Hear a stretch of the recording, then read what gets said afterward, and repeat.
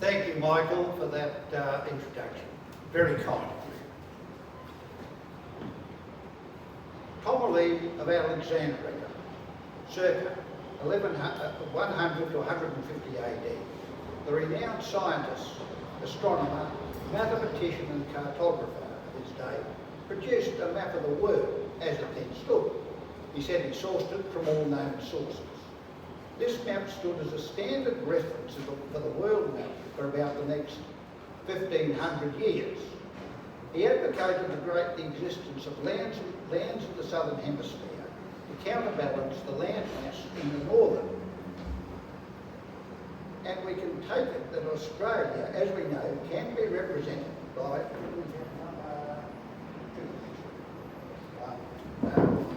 that irregular landmass we see in the lower right-hand corner.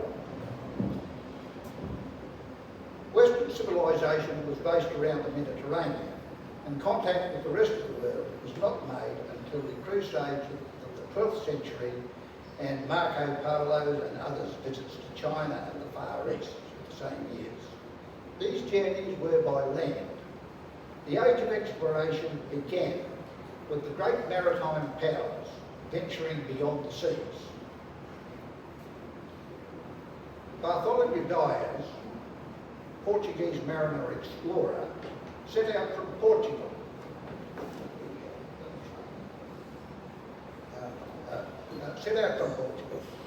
Travelling south, he hiked the western coast of Africa and reached the Cape of Good Hope in 1488.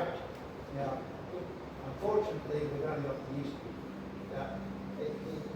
The point was that mariners were very reluctant to sail beyond the sight of land, particularly thousands of miles away where you could fall off the end of the earth.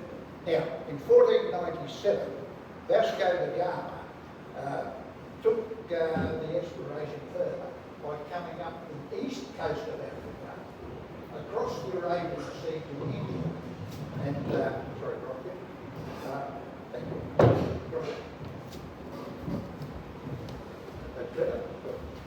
Up to India, and then ultimately the East Indies and the Spice Islands. This commenced trade with that part of the world. The original players were Spain and Portugal. Now, this is a map of about 1644. There have been some advances, as you'll see from the days of Tomlin. The world has gradually been filled in. Australia is being filled in. There is one point which is not being filled in, and that's the entire east coast, which you see from Diemens Land to New Guinea. The political situation caused the Dutch to look further afield. In 1602, the Dutch East India Company, the VOC, was formed for purposes of trading in the east, and trade with the Spice Islands began. Sailing ships route to the Indies were usually by way of rounding Cape of Good Hope, then coming up between Madagascar and the Africa, then across. Or alternatively, some brave souls that tried a diagonal way. Now, these journeys took up to about 12 months from Europe to the East Indies. That was a long time to be at sea in the arduous conditions of the ships of those days. Also the food at times tended to be terrible. Now a Dutch mariner, Hendrik Rubier, found that by taking advantage of the favourable westerly winds of below 40 degrees latitude, also known as the Roaring Forties, and then upon reaching a certain latitude, Swamport, which is to the north, would come up to the East Indies. That was after leaving the Cape of Good Hope, cut right across, then went up. The problem with this route in those days, there was no definite way of establishing longitude. That is, how far your ship had travelled before you changed direction north. Any slight miscalculation or uncertainty, with dead reckoning as it then was, could lead to disastrous consequences, as the number of wrecked or damaged ships on the offshore reefs and coasts of the West Australian continental shelf testify.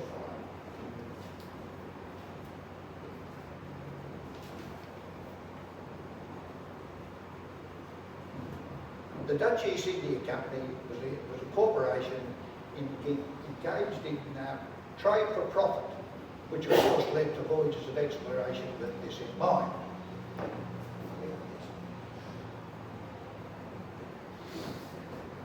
In 1605, William James was sent by the Dutch East India Company to search for New Guinea and other lands to the east and the south. Few records exist of the voyage, and there is no nominal roll of the crew. Now we'll see here the actual route taken. The Deutsche, the ship chosen, was a veteran of Dutch exploration in the east.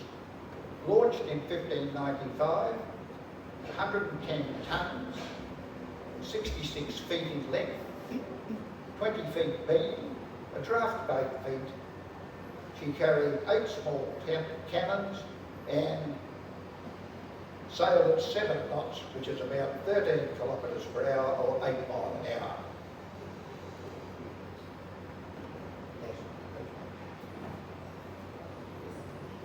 Now here is a replica of the Deutsche, which sailed in the same waters 400 years after the original. There we can see the size, and you can see the crew standing on the deck.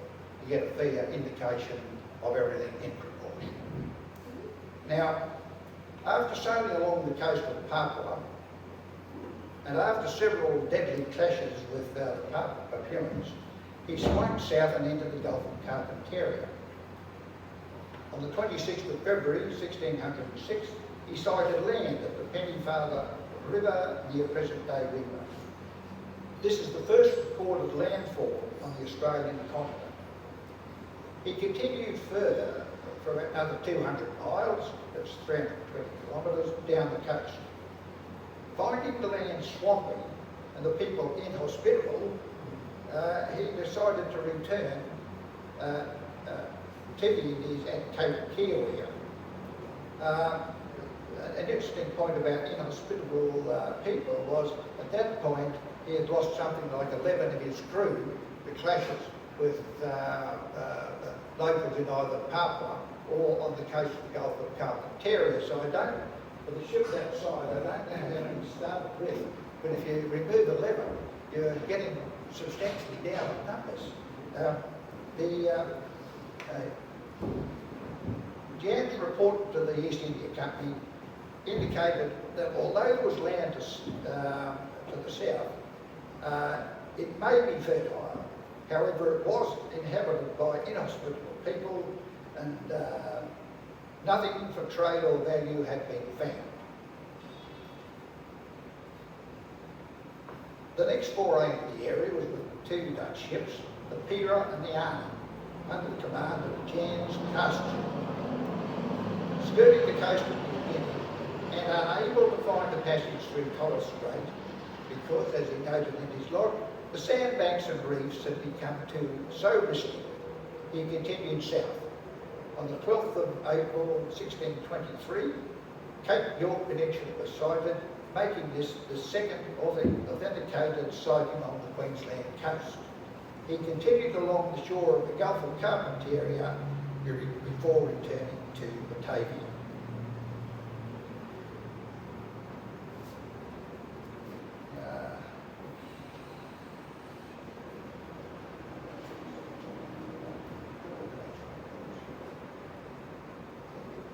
Now, here we see Australia's relative position in Far East, India and Africa. This probably gives you a better perspective of the distances taken after rounding the Cape, getting to the Indies, and also where Australia lies relative to the Indian Ocean and the Pacific. Abel Jens in Tasman, an eminent mariner in the service of the Dutch East India Company, in 1642, the VOC Council considered a plan to discover whether there was an entrance to the South Seas by keeping south of New Holland. Now, Cape Horn,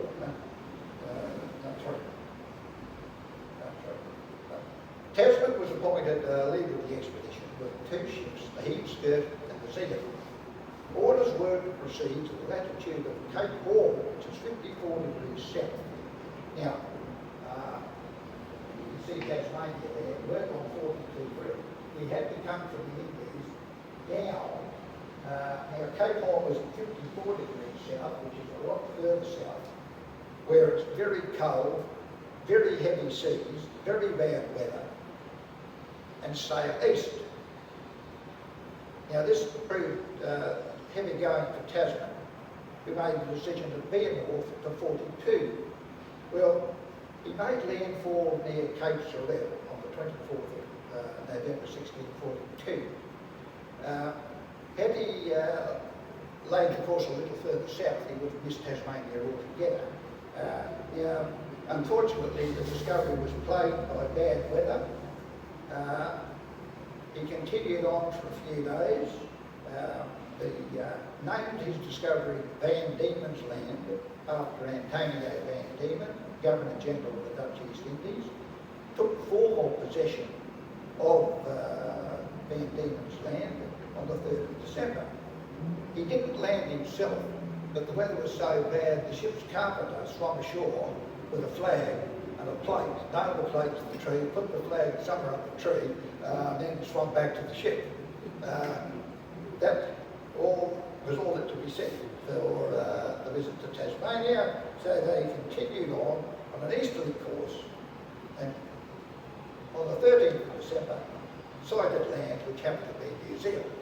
That was on the western coast of the South Island. He skirted that particular part, named it Zealand after his old hometown in the Netherlands.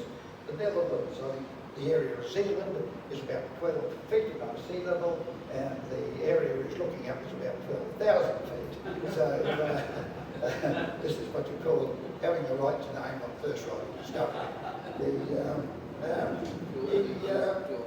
He continued his journey by proceeding up to Tonga, Fiji, but then coming back to Asia across the top of New Guinea. That sounded like an advertisement for cruises today.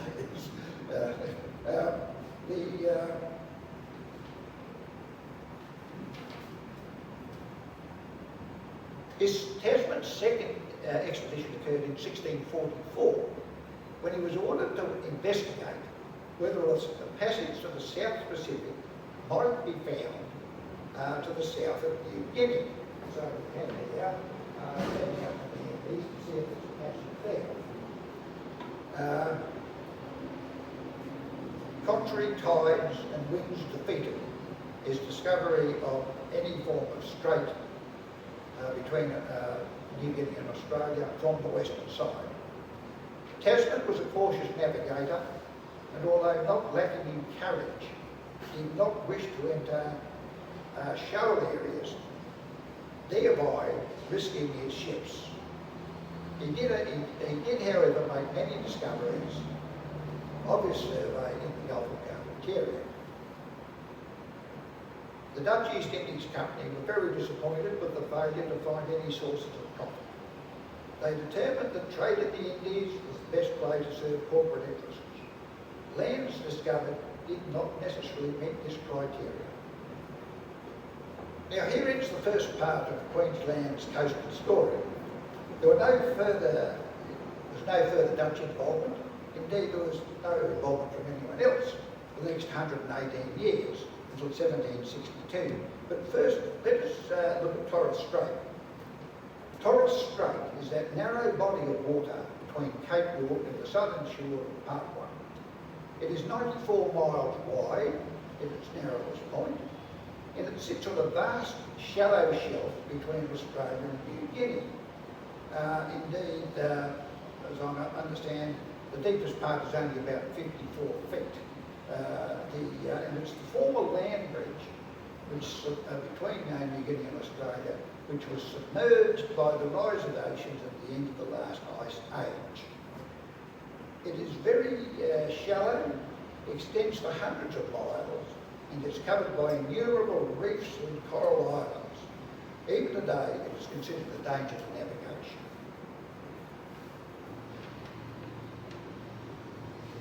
In 1606, Spain was on the decline. The Spanish Viceroy of Peru ordered a fleet of 5 ships to proceed to the South Seas to discover New Guinea, Java Major, and other southern lands. In charge of one of the ships was Louis Vaz Taurus. Now, the expedition got as far as the New Hebrides when things started to go awry. There were personality clashes, disagreements, mutinies, damage to equipment, and the fleet broke up and they all went their own way. Taurus set out to the Philippines to try and get there first to tell his story. He set his course south of New Guinea. Now, this took him through the strait which now bears his name. It took him over a month to claw his way through the maze of islands and coral reefs. Unfortunately, he was not precise in recording matters of distances, bearings and latitudes, the end result of which historians are uncertain as to which route he actually took. There's been some debates since as to whether he's on the northern side or the southern side. If he came through on the southern one, he would have sided on the coast of Queensland. Although the existence of this passage was either known or speculated in some maritime quarters, Taurus Discovery was not known to the world for another 156 years, 1762. Taurus, when he got back to Manila, made the report of his voyage, handed it to the Viceroy of the Philippines and said, we should do another expedition in that area. Can I use the ship I brought with me to do it? The response was, well, thanks for your report, we'll keep that on file. As far as the ship's concerned, we really want that sort of ship here and not go off somewhere where you might get lost. So it was then, nothing happened there for the time being. We'll come to that shortly. Now, by the 1760s, the world had changed dramatically. Spain's power had declined. Great Britain emerged as the world's major power. As regards navigation, a ship's position is established by laying lines of longitude and latitude. A meridian of longitude runs north to south through the poles over the surface of the Earth. The one passing through Greenwich was called the meridian of Greenwich. A parallel of latitude aligns parallel with the equator. To determine longitude, an accurate precision timepiece was required to fix the ship's position. This enabled a bearing to be taken on a celestial body, usually by a sextant at noon with the sun. There was much research and development on marine timepieces. However, the first proper marine chronometer was built by John Harrison, who was village carpenter. Now, the importance of having a good timepiece was not only knowing where your ship was, but the importance of being able to plot on a chart things like land masses, reefs, islands, rocks, and so on. Now, in 1762, as a result of the world's first global contact, the 7 Years' War, British forces captured Manila, capital of the Spanish Philippines.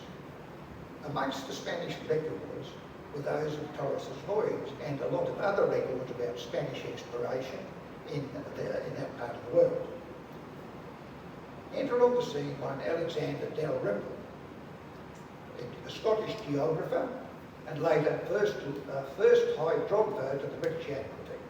He was a prominent figure in Eastern exploration, an official in the East India Company, and governor of the Manila Council. Found the papers to be of great interest. I'd also point out he was quite fluent in Spanish, so he knew how to read them and what he was looking for. It was Dalrymple who gave the otherwise little known Taurus his place in history by having this great seaway named after him, the Taurus Strait. Now, Dalrymple also did some sketching of various charts, which he then in due course handed to Cook before he set out on his expedition. Sorry, just look at that. Now, there is a marine chart of the demonstrate exactly times how much uncertainty was where various land masses were relative to each other. Now, I think this is one of the ones we found that where I think that's New Zealand over on the right side, and on the top here is island of the East Indies. So the basis was at some stage later on something will fit in all the blanks. Next. Here we see Tasman's voyage. First one in lead, Tasmania, New Zealand, 3 islands across the top. The second one around, and the blue one touching the top part of the country. I suppose it would be right when he said he was the first man circumnavigator of Australia. He kept the continent at a great distance. Now, this is a photograph I took myself. It's the replica of the Endeavour, whose photograph was supposed to be Victoria being out from the deck of the RMS Queensland. This was typical of the ships of the day. Move on to them now.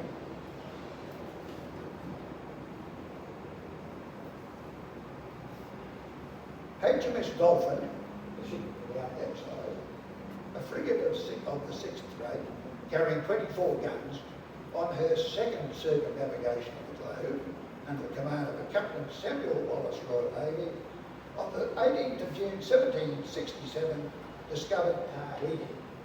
Not only that, he was able to fix the exact position. This placed the islands almost in the centre of an area the Astronomer Royal calculated as the most favourable place for observing the transit of Venus south of the equator. England's preeminent scientific body, the Royal Society, petitioned King George III to send a ship to Tahiti for the transit. Alexander Dalrymple, who was nominated as an observer for the South Seas voyage, he did seek command of the ship, but the Admiralty wouldn't agree, pointing out it was not their practice to hand His Majesty's ships over to civilians to start sailing around the world. They said he could go along for the ride. He declined that. In 1768, the Admiralty appointed Lieutenant James Cook, Royal Navy, to command His Majesty's bark Endeavour to convey the astronomers to the South Sea. Now, there is a replica of the Endeavour. The Navy Lord recommended the purchase of a ship, the Earl of Pembroke, a Whitby cat of recent construction. Now, a cat is an East Coast collier, or a similar type. It was strongly built, a shallow draft, and a slow sailor. She would be ready enough to carry all the stores needed for a long voyage. Length 106 feet, beam 29 feet 3, draft fully laden 14 feet, weight of the ship 369 tons. She also mounted 10 small carriage guns and 12 cylinders. There were 12 months' supplies of all mates had taken on board. By 1768, the Admiralty raised the complement to 85, which included a dozen Marines. In addition, the scientific party led by Sir Joseph Banks came on board. With him was his entourage of 7. There were 2 artists, a secretary, 4 servants, and 2 dogs. Following him was a Swedish naturalist, Dr. Diemens Land. All aboard of the ship were underway from Plymouth on the 25th of August 1768. Now, James Cook was born in Norfolk in 1728. The second son of a farm labourer, and at the age of 17, was apprenticed to a grocer and draper. Deciding this life was not for him and expressing a desire to go to sea, he had his indentures transferred to John Walton of Whitby, ship owners and coal shippers. He so impressed his employer that he was offered command of his own. He declined this and became an able seaman in the Royal Navy. He impressed his superior officers and made his mark, particularly in matters of astronomy and marine survey. He also came to the notice of the Royal Society with his celestial observations. Sir Joseph Banks was an eminent English naturalist, botanist and patron of the natural sciences, president of the Royal Society and later advisor to the British government on Australian colonial policy. Now, concluding scientific matters on the on the 13th of July 1769, Cook opened his seal orders from the Admiral. Now, these were orders not to be opened after the transit of Venus. They dealt with the southern continent, or the Great South Land, to establish as to whether or not it even existed. Establishing it didn't exist, the seal orders were of no effect. He continued upon the coast to New Holland. He continued to New Zealand, and after proceeding was there some time. His charts of New Zealand are still probably used today. He then left New Zealand, proceeded in the westerly direction, and on the 19th of April 1770, made landfall at Point X. He made landfall on a totally unknown and uncharted coast, stretching thousands of miles to the north of the Taurus Strait and hundreds to the south to Diemens Land. Cook swung to the north and followed the coast, that first landing at Botany Bay and then exploring and recording the coastline. On the morning of the 16th of May, the Endeavour was 12 miles away from Point Danger, on what is now the New South Wales-Queensland border. He continued, he coasted north, moving inshore, naming firstly Point Lookout, now Stradbroke Island. He then next named the coast between Sweden. He then named what he perceived to be a bay between Point Lookout and what is today Cape Morton as a bay, and called it Moreton Bay, Morton Bay, named after Lord Moreton, the President of the Royal Society. Off Cape Morton, he named the body of water the Glass House, there perceiving he did not end up Moreton Bay as we know it today. Moreton Bay as we know it today was, in the course of time, shifted from its original location across to the other side of the island, which is, of course, a far more practical place for it to be. Now, there was some discussion with Banks as to the possibility of a river in the vicinity. Cook decided not to waste time and press on, as it was a favourable wind. Now, it should be noted that a sailing ship depends entirely on the wind. Unlike a vessel of today, where you've got other means of propulsion, you can ring down and do this and do that. You must rely on the wind and also have the crews set the sails accordingly.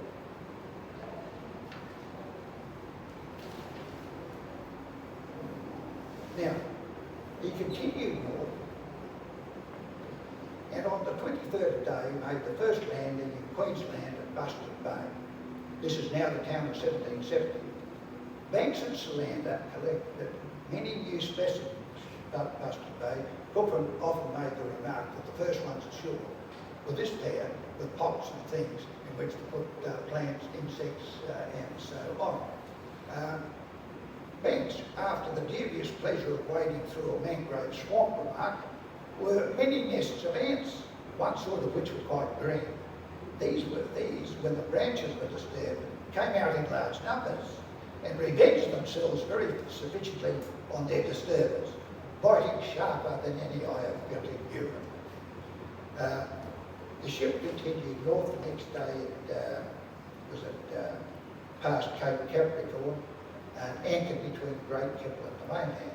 Now here issues of the uncertainty of the depth of waters started to strike home. In that area, the water was only 16 feet, which is 2 feet more than the ship's draft. This being the problem, was a major one now encountered. The ship's boats were then sent out ahead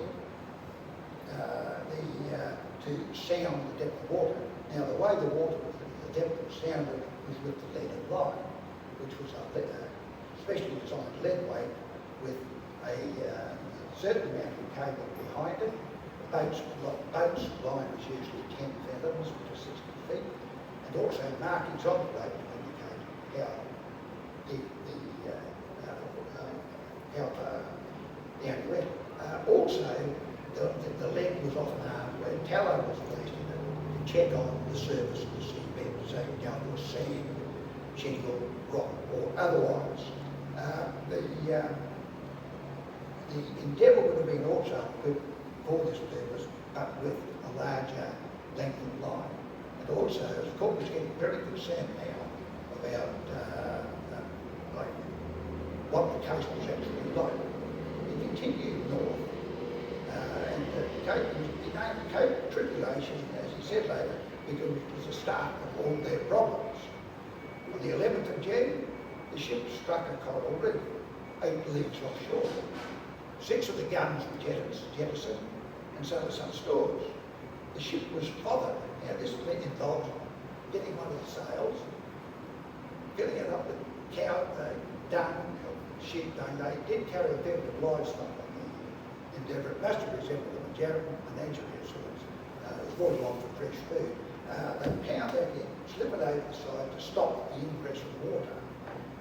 The pumps were working at breakneck speed, and he managed to make it to shore at what is now the Endeavour River.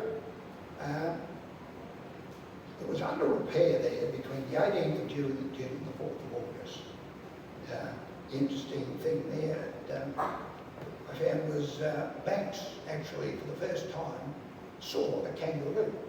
It jumped out of the bushes and it was then, so on the 12th of July, the expedition noted the existence of our great national symbol. On the 4th of August, we got underway again, and of course at this point, we're getting into the shoals, the reefs, and the coral of the North Queensland. I won't go into the great detail of these various passages. However, he sailed through the Providential Channel to Cape York, and now the passage to the Queensland coast was concluded on the 22nd of August at Possession Island, when he took possession of all that part of New Holland in the name of His Majesty King George III. Cook's passage along the east coast of Australia was a brilliant feat of navigation and a supreme example of his skills as a seaman. Now, we now move on to January 1788. On the 26th of that month, Captain Arthur Phillip arrived with the first fleet, and the settlement was established at Sydney Cove. They were more involved for the time being with what was happening in Sydney than up the Queensland coast. However, one, William Bligh, Royal Navy, later Vice Admiral of the Blue, hero of Camperdown and Copenhagen, and sometime Governor of New South Wales, turned up, albeit as a mere lieutenant, arrived on in the Barrier Reef after having been recently evicted from HMS Bounty. Now, on the 28th of April 1779, near Tafua, in the Friendly Islands, there was a mutiny and Bligh was set adrift in the ship's launch, which was 23 feet long, with 18 others, or 19 in this boat.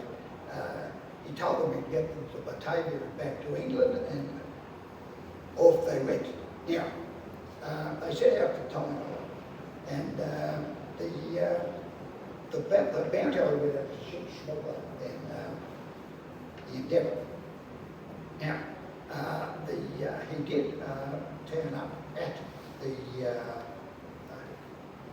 he sailed through the Barrier Reef and marked his passage, keeping very detailed navigational notes of where he'd been, got through.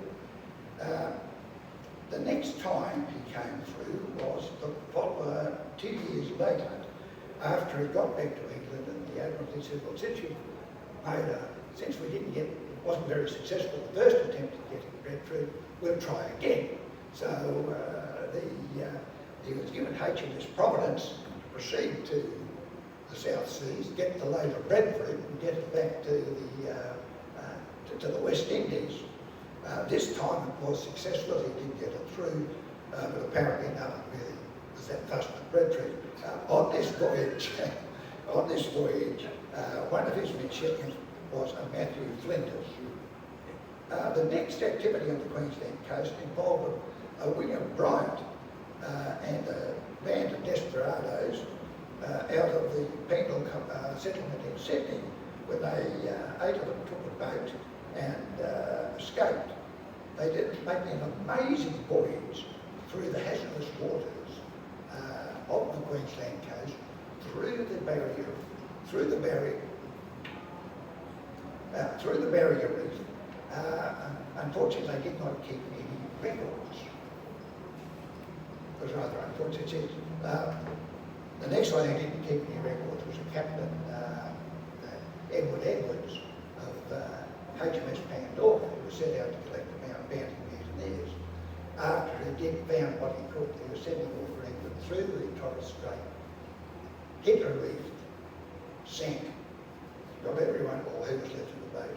He also got through to Batavia, but unfortunately he didn't keep any records either. Very annoying, from later mariners claim that people don't keep records at the time. Now, Matthew Flinders was born in Lincolnshire, 1774. He is known as one of Australia's great early explorers, not only with sea exploration, but also land exploration. Now, in 1799, he was asked by Governor Hunter to examine Moreton Bay. So if we have number 11. Oh no, yeah, sure. 10. Sorry, we have 11. Now, Moreton Bay featured property in Queensland coastal navigation history. The Cook did not enter it. The Flinders, on his arrival, noted how shallow the bay was. He did come around Cape Morton and landed at Skirmish Point. Same name, because he was a case of local Aborigines there.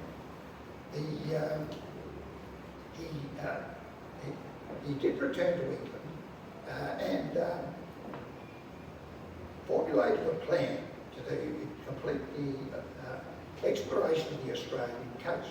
He approached the proper authorities and informed Sir Joseph Banks. He also let it be known his services would be available. At about this time, the French government applied for a passport for 2 discovery ships being sent to the South Seas. Now, a passport for a discovery ship was, we're here on a scientific expedition only, we're not here on hostile purposes, will you give us clear passage? The British government were not certain exactly, there was suspicion raised, however it was granted. Now, the Flinders was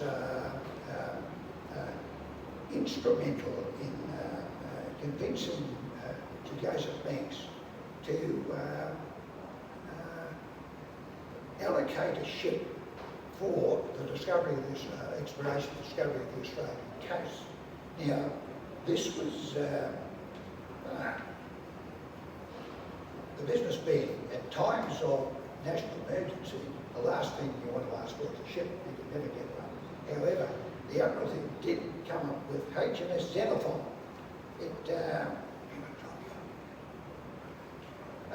HMS Xenophon was not in good condition. However, I see we're running out of time here. So what occurred was the Xenophon was renamed Investigator. The Admiralty dispatched the ship to the south coast of Australia because they believed there was French activity there. There indeed was, because he did come across two Frenchmen, the ships that was. Now, there were other exploration, voyages of exploration on which he did the Queensland coast. He was particularly interested in Moreton Bay, and they were particularly concerned with his reports on it, for the later penal settlement which was established here. The poor old investigator was in such a state when it got to the Gulf of Carpentaria, he decided he'd have to get it back to Sydney. So he had to take it around the coast. He had to take it around the coast under the Australian boat up to Sydney, where the Admiralty assessors worked out that the ship was in such rotten condition it probably wouldn't make Sydney heads if it tried to get out. So the governor of the day wanted to send Flinders back to England, which he made, and actually arranged them a passage on a couple of ships. Now, 3 ships, this is fascinating, this is the comedy of errors. 3 ships set out. There was the Porpoise, the Cato, and the Bridgewater. On a reef 200 miles west of Harvey Bay, the Cato and the Dolphin ran ashore. The Bridgewater continued, claimed to see them. Both ships were wrecked. Flinders, who was a passenger, then had to arrange for one ship to be rebuilt and sailed to Port Jackson. It was then sailed to Port Jackson. They did stop at Point Lookout for water. On arrival at Port Jackson, the governor dispatched another company of ships. Fortunately, they had a few ships in Port Jackson at the time.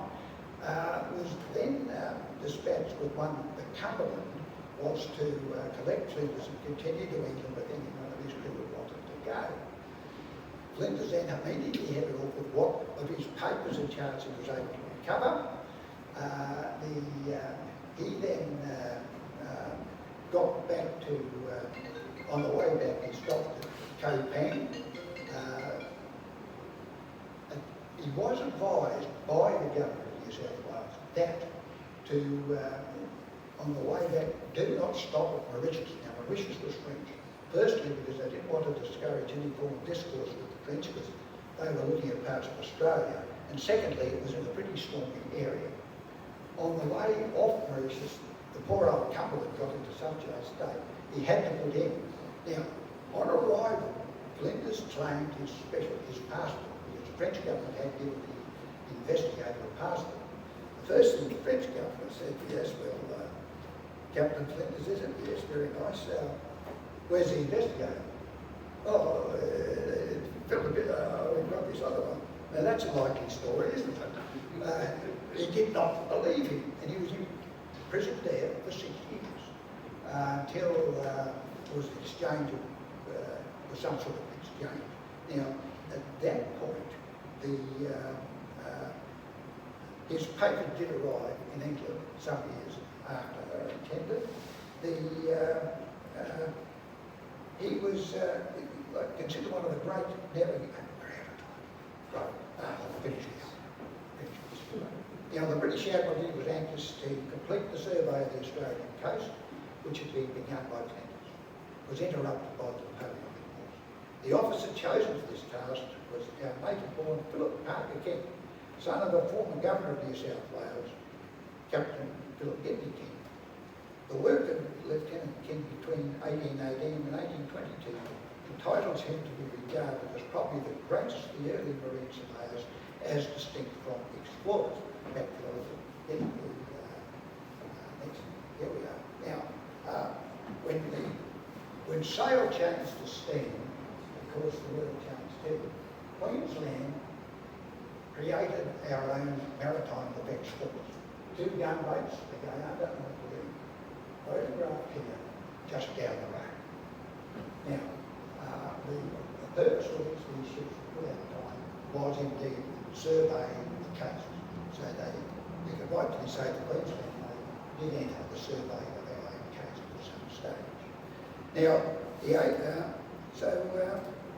age of sail began, now, regardless of steam or sail, the old problems of dangers to navigation remain and still exist. Ladies and gentlemen, that was a very brief overview. I'm sorry that I mentioned it was something I could have run a weekend seminar without any difficulty on, and I had so many, but I do hope that gave you an overview of it. Originally there was the Deutsche, then there was Yacht for quite some time. Then, of course, as a result of the settlement in Sydney, it was necessary to come further up the coast. Thank you for your attention.